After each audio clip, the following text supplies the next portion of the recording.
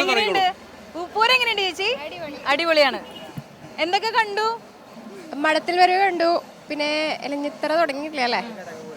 ഘടകപൂരങ്ങൾ ഓരോന്നായിട്ട് കണ്ടുകൊണ്ട് വരികയാണ്. എന്താ കണ്ടേ? പൂരം കണ്ടോ?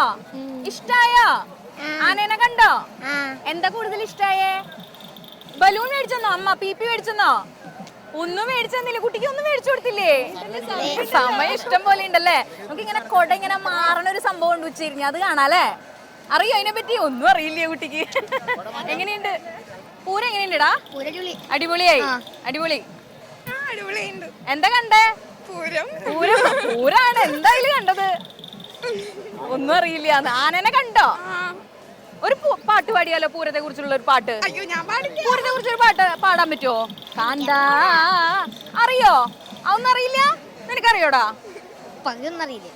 പാടും, എന്റെ കൂടെ പാടുവോ? കൂടെ പാടാം.